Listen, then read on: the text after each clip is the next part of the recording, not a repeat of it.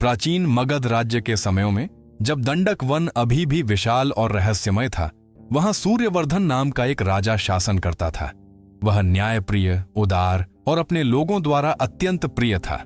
लेकिन उसके हृदय में एक भारी पत्थर जैसी पीड़ा थी।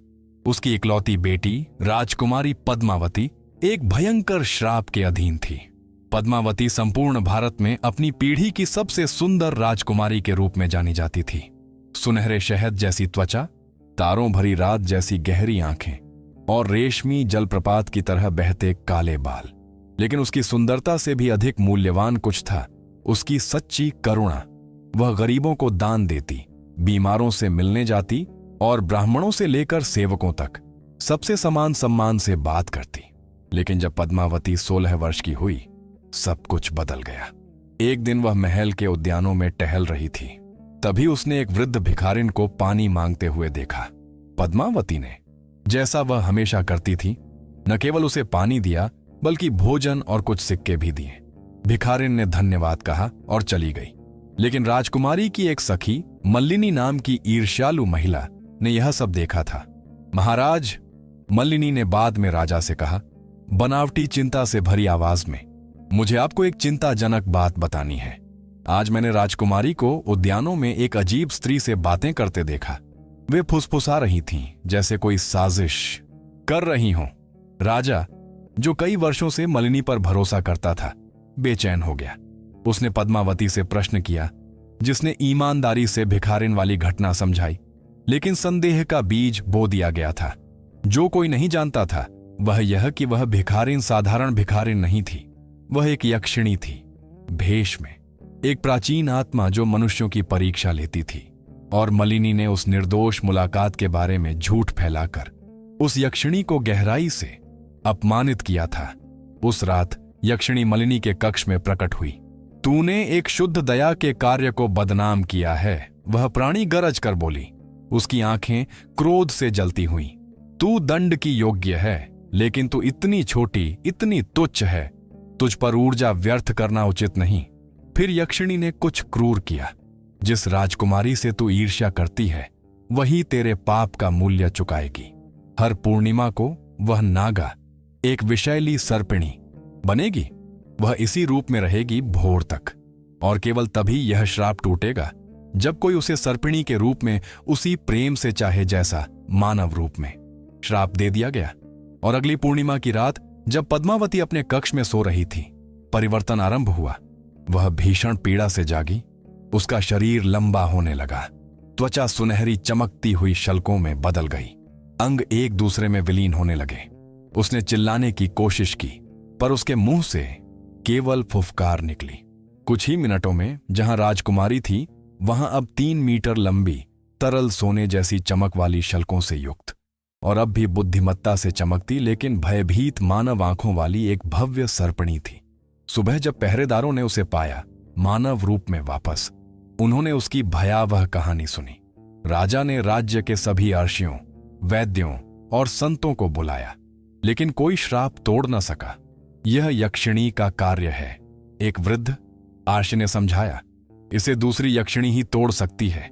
यह नियत शर्त पूरी होनी चाहिए। किसी को उसे सर्पिणी रूप में प्रेम करना होगा। यह असंभव है, मल्लिनी बोली। अपराधबोध उसके हृदय को कुतरता हुआ। उसने अपना झूठ स्वीकार कर लिया, परंतु नुकसान हो चुका था। कौन सर्प से प्रेम कर सकता है? महीने वर्षों में बदल गए। पद्मावती ने सीखा कि पूर्णिमा की रातों में स्वयं को अपने कक्ष में बंद कर ले। पहरेदारों को आदेश था कि वे भोर तक द्वार न खोलें। वह इन रूपांतरणों के आतंक में जीती थी, नियंत्रण खोने के डर में, उस राक्षसी रूप के डर में जो वह बन जाती थी। जो राजकुमार पहले उसका हाथ मांगते थे, वे आना बंद कर चुके थे। श्राप पूरे राज्य में फैल चुका था और कोई राजकुमार ऐसी राजकुमारी नहीं चाहता था जो सर्प में बदल जाती हो। पद्मावती ने स्वीकार कर लिया कि वह अकेली ही मरेगी। श्रापित, भयभीत, उपेक्षित, महल से दूर दंडक वन की गहराइयों में आर्यन नाम का एक युवा शिकारी रहता था। वह न तो कुलीन था, न ही धनी। शिकारी का पुत्र और पोता। वह जंगल को किसी भी व्यक्ति से बेहतर जानता था। लेकिन आर्यन अन्य शिकारियों जैसा नहीं था। वह कभी आवश्यकता से अधिक नहीं मारता था। वह कभी उन मादाओं पर निशाना नहीं साधता था जिनके शावक हों। वह जंगल का ऐसा सम्मान करता था जो लगभग पूजा जैसा था। और उसके पास एक अविभाज्य साथी था, एक कुत्ता जिसका नाम राजा था। वह कोई शाही नस्ल का सुंदर कुत्ता नहीं था, वह एक देसी कुत्ता था, कई नस्लों का मिश्रण, भूरे रंग का, चित्थियों वाला और एक कान थोड़ा झुका हुआ। लेकिन राजा में कुछ विशेष था। उसमें ऐसी वफादारी थी जो प्रजाति से परे थी, ऐसी बुद्धिमानी जो लगभग मानवीय लगती थी, और ऐसी बहादुरी जो सिंह को टक्कर दे।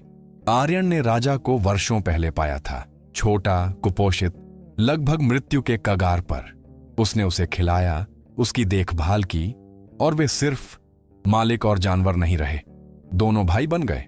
राजा, आर्यन अक्सर कहता, तू बहुत से मनुष्यों से अधिक समझदार है। और यह सच था। राजा खतरे को पहले ही भांप लेता था। जब आर्यन रास्ता भूल जाता था, राजा उसे मार्ग दिखाता। वह अपने मनुष्य की रक्षा ऐसी निष्ठा से करता जो अवर्णनीय थी। एक पूर्णिमा की रात आर्यन मगध राज्य की सीमा के पास जंगल के किनारों पर शिकार कर रहा था। अचानक राजा रुक गया, हवा को गहराई से सूंघता हुआ। फिर वह किसी दिशा में जोर से भौंकते हुए दौड़ पड़ा। राजा! रुको! आर्यन उसके पीछे दौड़ा। राजा उसे एक ऐसी खुली जगह पर ले गया जहां चांदनी बहुत तेज चमक रही थी, और वहां एक बड़े पत्थर पर लिपटी हुई वह सबसे अद्भुत सर्पिणी थी जो आर्यन ने कभी देखी थी।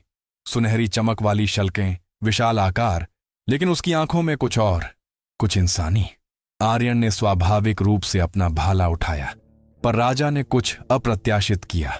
उसने हमला नहीं किया, उसके बजाय वह सर्पिणी के सामने बैठ गया, पूंछ हिलाते हुए, जैसे किसी मित्र का स्वागत करता हो। राजा, हटो वहां से! आर्यन चिल्लाया। वह तुम्हें मार सकती है। लेकिन सर्पिणी ने हमला नहीं किया। उसने राजा को देखा, फिर आर्यन को, और उसकी आंखों में कुछ ऐसा था जो असंभव था, आंसू। सांप रोते नहीं, लेकिन उस सर्पिणी की सुनहरी शल्कें नम थीं। आर्यन ने धीरे धीरे अपना भाला नीचे कर दिया। तुम साधारण सर्प नहीं हो, है ना? सर्पिणी ने सिर झुकाया। ये एक मानवीय संकेत था, न कि किसी सांप का। आर्यन सावधानी से पास आया और थोड़ी दूरी पर बैठ गया। क्या तुम फंसी हुई हो? श्रापित हो? सर्पिणी ने फिर सिर झुकाकर हां का संकेत दिया। राजा उसके पास गया और आर्यन की हैरानी के लिए सर्पिणी ने अपने शल्कदार सिर से राजा की नाक को हल्के से छुआ। यह मित्रता का, धन्यवाद का, स्वीकार किए जाने का इशारा था। तुम कौन हो? आर्यन ने फुसफुसाया। सर्पिणी कह नहीं सकती थी, लेकिन वह आर्यन के पास सरक कर आई और अपना सिर उसके पास रख दिया। पूर्ण विश्वास का संकेत। आर्यन और राजा उसके साथ भोर तक रहे। भोर से ठीक पहले सर्पिणी जंगल की ओर खिसक गई और गायब हो गई। आर्यन घर लौटा, स्तब्ध, लेकिन भीतर कुछ बदल चुका था। वह आंखें, वह गहरी उदासी, वह भूल नहीं पा रहा था। अगले महीने जब फिर से पूर्णिमा आई, आर्यन और राजा उस खुली जगह लौटे और सर्पिणी वहां थी, उनका इंतजार करती हुई। इस बार आर्यन दूध और फल लेकर आया, सम्मान के रूप में। सर्पिणी ने खाया नहीं, पर उसके भाव बताते थे कि वह इस जेस्चर को समझती है और सराहती है। हर पूर्णिमा की रात यही क्रम दोहराया गया। आर्यन उसे बातें करता, अपनी जिंदगी की कहानियां, अपने विचार और भय, अपने सपने। राजा सर्पिणी के बगल में लेट जाता, उसका गर्म शरीर उस ठंडी सुनहरी देह के पास शांति से सोता। एक रात आर्यन ने धीरे से कहा, मुझे नहीं पता तुम कौन हो, लेकिन मैं तुम्हें देखता हूं। सांप नहीं, तुम्हें, और तुम सुंदर हो। अगर सांप अधिक रो सकते तो वे रोते, क्योंकि 3 वर्षों में पहली बार किसी ने उसे देखा था, वास्तव में देखा था। महल में पद्मावती ने बदलाव महसूस किए। रूपांतरण अब केवल कष्ट नहीं थे, वे मुलायम हो गए थे, तोड़ने वाले नहीं बल्कि जोड़ने वाले। वह महसूस करती कि कोई उसके पास था, कोई जो उससे डरता नहीं था, कोई जो उसे स्वीकार करता था, चाहे वह किसी भी रूप में हो। वह पूर्णिमा की रातों का इंतजार करने लगी, पहली बार भय के साथ नहीं बल्कि उम्मीद के साथ। पर भाग्य ने और योजनाएं बना रखी थीं। राजा सूर्यवर्धन, जो वर्षों से अपनी बेटी के श्राप को तोड़ने के लिए व्याकुल था, एक शक्तिशाली तांत्रिक के बारे में सुनता है। कहा जाता था कि वह किसी भी श्राप को तोड़ सकता है। तांत्रिक महल आया।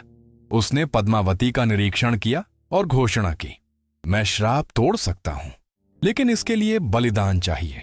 किसका बलिदान? राजा ने भय से पूछा। तांत्रिक ने ठंडी आवाज में कहा, उसी का, पूर्णिमा की रात जब वह सर्प बनेगी, उसे पकड़कर काली के मंदिर में लाना होगा। वहां विशेष मंत्रों और रक्त बलि के साथ श्राप टूट जाएगा। लेकिन यह तो सर्पिणी को मरना होगा, तांत्रिक ने कहा। तभी राजकुमारी जी पाएगी। पद्मावती तुरंत पीछे हट गई। मैं मरना नहीं चाहती, मैं जीवित रहना चाहती हूं, चाहे सर्प रूप में ही क्यों ना हो। मेरी जिंदगी का मूल्य है। लेकिन राजा पिता के अंधे प्रेम में तांत्रिक की योजना मान गया। मलिनी, वही महिला जिसकी झूठ के कारण यह श्राप लगा था, पाप बोध में जल रही थी। वह यह होते नहीं देख सकती थी। गुप्त रूप से उसने संदेश जंगल में भेजा। उस शिकारी को ढूंढो, उसने कहा, जो हर पूर्णिमा को उस सुनहरी सर्पिणी को देखने जाता है। संदेशवाहक ने आर्यन को ढूंढ लिया। जिस सर्पिणी से तुम मिलते हो, उसने कहा हाँफते हुए, वह राजकुमारी पद्मावती है और अगले महीने उसे पकड़कर मार दिया जाएगा। आर्यन जैसे पत्थर बन गया। राजकुमारी? वह?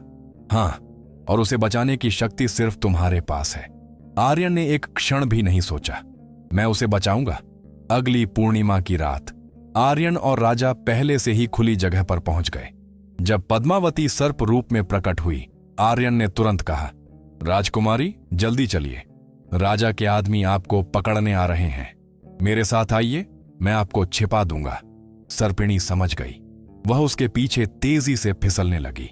राजा उनके साथ दौड़ता रहा। आर्यन उसे दंडक वन की गहराइयों में ले गया, एक गुप्त गुफा में जहां कभी शिकारी भूल से भी नहीं जाते थे। वहां सुरक्षित अंधेरे में वह सर्पिणी से बोला, मुझे नहीं पता था कि आप राजकुमारी थीं, पर इससे फर्क नहीं पड़ता। मेरे लिए आप हमेशा आप ही थीं।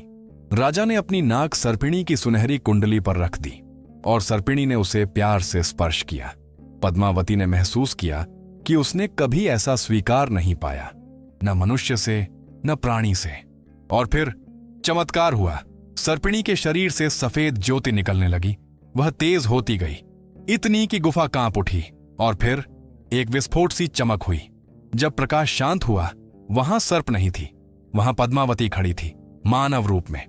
पूर्णिमा की रात में रूपांतरण के नियम टूट चुके थे। वह अपनी हथेलियों को देखती रही। ये कैसे? आर्यन अविश्वास में था। श्राप टूट गया। और तब गुफा में एक आवाज गूंजी, न मनुष्य की न पशु की, यक्षिणी। वह प्रकट हुई दिव्य चमक के साथ। यक्षिणी गुफा में प्रकट हुई, उसकी आंखें दिव्य प्रकाश से चमक रही थीं। शर्त पूरी हो गई है, उसने कहा। उसकी आवाज हवा और प्रतिध्वनि का मिश्रण थी। वह आर्यन और राजा दोनों की ओर देख रही थी।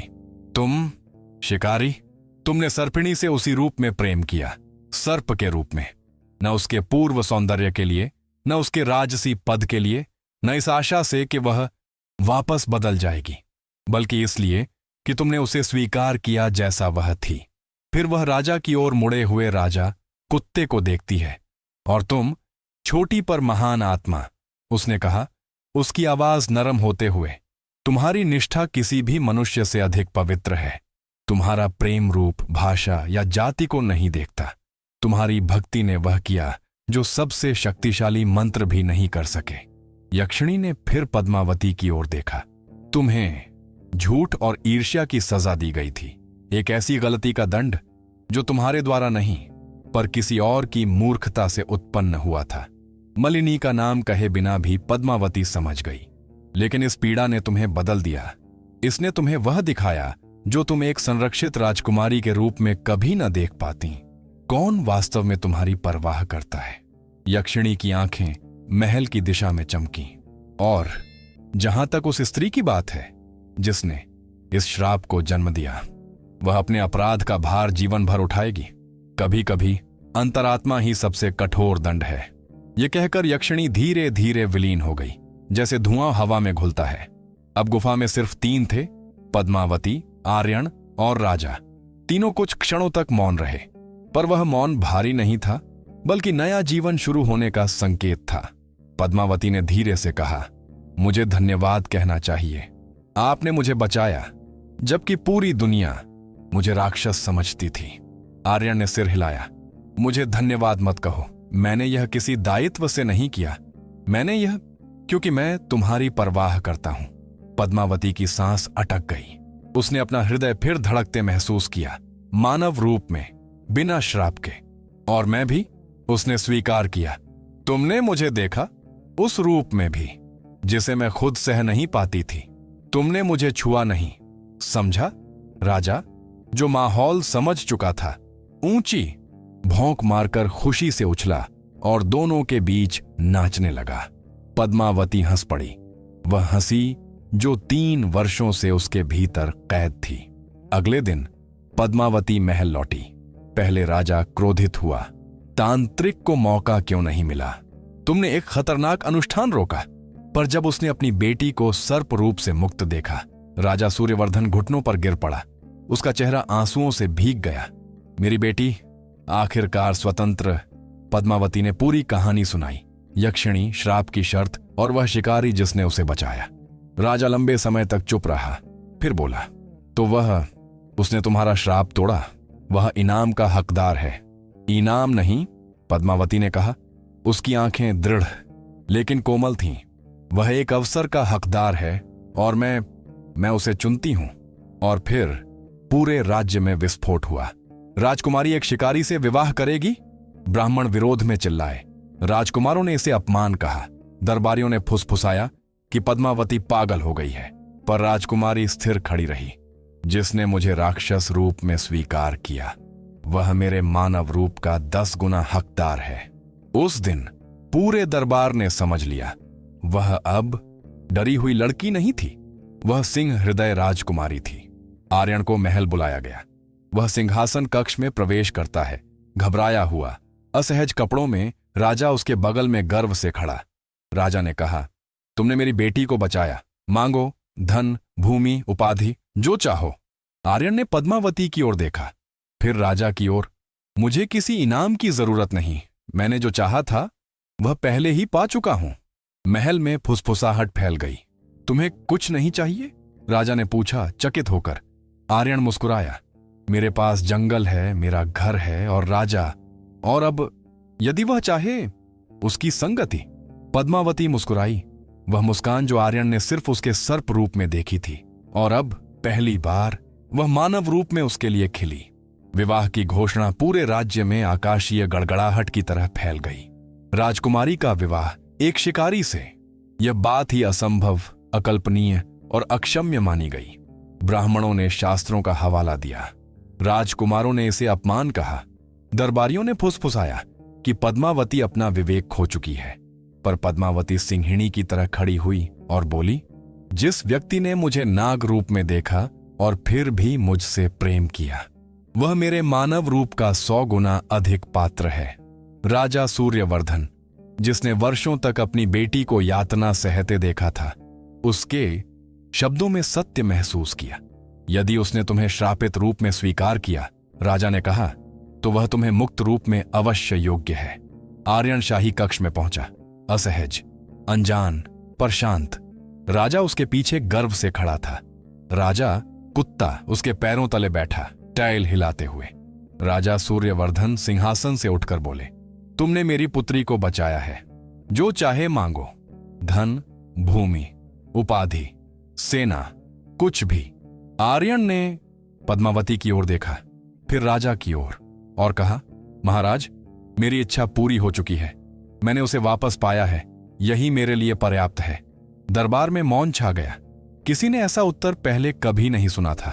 तुम धन नहीं चाहते? न भूमि, न कुल उपाधि? आर्यन ने सिर हिलाया। मैं जंगल में रहता हूं, सरल जीवन जीता हूं। मेरे पास राजा है, मेरी प्रकृति है, मेरा घर है। मुझे किसी वैभव की आवश्यकता नहीं। यह सुनकर पूरी सभा स्तब्ध रह गई। पद्मावती आगे बढ़ी। उसकी आंखें स्वच्छ थीं, जैसे वर्षों की पीड़ा पिघलकर प्रेम में बदल गई हो। यदि मैं यह सरल जीवन चुनूं, वह धीरे से बोली, तो क्या तुम मुझे स्वीकारोगे? आर्यन ने सांस रोक ली। तुम, एक राजकुमारी, जंगल में मेरे साथ? पद्मावती मुस्कुराई। एक राजकुमारी जिसने नाग रूप सहा है, वह अब वैभव को कोई महत्व नहीं देती। मैंने सीखा कि राजा ताज नहीं, बल्कि हृदय में रहने वाली दया है। आर्यन के उत्तर देने से पहले ही राजा कुत्ता उत्साह में भौंका और दोनों के चारों ओर दौड़ने लगा। दरबारियों ने असहमति जताई, ब्राह्मणों ने विरोध किया, कुलीनों ने घृणा व्यक्त की, पर राजा सूर्यवर्धन ने हाथ उठाकर कहा, मेरी बेटी ने 3 वर्षों तक नर्क जिया है और इस व्यक्ति ने उसे उस नर्क से बाहर निकाला है। अब वही इसका भाग्य तय करेगी। और राजकुमारी के शब्द राजनीति, जाति, कुल और परंपरा सब पर भारी पड़े। यह न राजसी था न साधारण, यह दोनों का मिश्रण था जो इस अनोखी जोड़ी के अनुरूप था। राजमहल का आंगन फूलों से भरा था, साधु मंत्रों का उच्चारण कर रहे थे। जंगल के लोग और शहर के लोग सब एकत्र हुए, लेकिन सबसे बड़ा सम्मान राजा कुत्ते को मिला। उसे माला पहनाई गई, उसके लिए विशेष आसन बनाया गया और उसे आशीर्वाद देने वालों में पहला रखा गया। जब पद्मावती और आर्यन अग्नि के चारों ओर फेरे ले रहे थे, राजा उनके साथ साथ घूम रहा था, जैसे वह स्वयं भाग लेने आया हो। कुछ लोग हंसे, कुछ भावुक हो उठे, कुछ को यह दैवी चमत्कार लगा और यक्षिणी कहीं अदृश्य दूर से देख रही थी। पद्मावती ने महल को अलविदा कहा, पर अपने पिता से मिलने आती रही। वह आर्यन के साथ जंगल चली गई, जहां उसने पहली बार स्वतंत्रता का स्वाद चखा। वह पत्तों पर ओस को महसूस करती, जंगल के गीत सुनती, जानवरों को पहचानना सीखती। और राजा, वह पद्मावती के पीछे पीछे चलता, अपनी नई रानी का संरक्षक बनकर। वर्ष बीतते गए। पद्मावती और आर्यन के 3 बच्चे हुए। राजा ने उनकी रक्षा ऐसे की जैसे अपना परिवार हो। मलिनी, जिसने सब शुरू किया था, वह अपराध बोध से टूट गई, पर पद्मावती ने एक दिन उसके सामने कहा, तुम्हारी झूठ ने मेरी पीड़ा बढ़ाई, लेकिन उसी पीड़ा ने मुझे आर्यन तक पहुंचाया, तो शायद जो श्राप था वह वरदान भी था। मलिनी आंसुओं में डूब गई और वह सीख गई कि हृदय का दंड सबसे भारी होता है। वर्ष बीतते गए। राजा कुत्ता, जिसने नाग राजकुमारी को बचाया था, जिसने जंगलों में आर्यन का साथ दिया था, जिसने मनुष्य और सर्प के बीच सेतु का कार्य किया था, वह धीरे धीरे बूढ़ा होने लगा। उसकी चाल मंद हो गई, उसकी आंखों में वही पुराना प्रेम था, पर सफेद बाल उसके चेहरे को ढकने लगे। पद्मावती उसके पास बैठकर कहती, राजा, तुमने मुझे तब देखा था जब मैं स्वयं को देखने से डरती थी। आर्यन उसके सिर पर हाथ फेरते हुए कहता, तुम केवल कुत्ते नहीं हो, तुम हमारे परिवार के प्रथम रक्षक हो। राजा हल्के से पूंछ हिलाता, जैसे कह रहा हो, मैंने अपना काम पूरा किया है। एक ठंडी सुबह, जब सूरज आकाश पर बस उभर ही रहा था, राजा शांत पड़ा था, नींद जैसी शांति में। पद्मावती ने उसे अपनी गोद में उठाया। आर्यन ने उसके चारों ओर लकड़ी और फूल सजाए। तीनों बच्चों ने हाथ जोड़कर प्रणाम किया और उस स्थान पर जहां पहली बार पद्मावती ने नाग रूप में आर्यन और राजा को देखा था, उसी चांदनी वाली शिला के पास राजा को सम्मानपूर्वक दफनाया गया। पत्थर पर खुदा, राजा, वह मित्र जिसने रूप नहीं देखा, केवल हृदय देखा। पद्मावती ने रोते हुए कहा, यदि किसी को देवत्व का अर्थ जानना हो तो राजा का जीवन ही पर्याप्त है। समय बीता, पद्मावती और आर्यन वृद्ध हुए। उनके बच्चे बड़े होकर जंगल और महल दोनों की दुनिया में सम्मानित हुए। लोग दूर दूर से नाग राजकुमारी और वफादार शिकारी की कथा सुनने आते। कुछ इसे असंभव बताते, कुछ इसे चमत्कार कहते, लेकिन जिन्होंने उनके जीवन को देखा वे जानते थे कि यह कथा सत्य है और इस कहानी का मूल संदेश युगों तक फैल गया। दिखावट धोखा दे सकती है, पर हृदय कभी नहीं। सच्चा प्रेम रूप नहीं, आत्मा को स्वीकारता है। वफादारी जाति, रूप, प्रजाति किसी सीमा को नहीं जानती। और कभी कभी सबसे भयंकर श्राप सबसे छिपे हुए वरदान लाते हैं। पद्मावती और आर्यन की कथा भारत भर में फैली। लोगों ने इसे गीतों में पिरोया, नाटकों में बताया, लोक कथाओं में मिलाया, और हर बार कहानी एक ही बात याद दिलाती, सच्ची कुलीनता रक्त में नहीं, कर्म में होती है। औपचारिक उपाधियां बदलती हैं, पर चरित्र अमर होता है। और प्रेम का सर्वोच्च रूप वही है जो किसी को पूर्ण रूप से स्वीकारता है, अपूर्णताओं सहित। यह है नाग राजकुमारी और वफादार शिकारी की प्राचीन कथा। एक ऐसी कथा जो सिखाती है कि प्रेम और करुणा सबसे अंधेरे श्रापों को भी प्रकाश में बदल सकती हैं।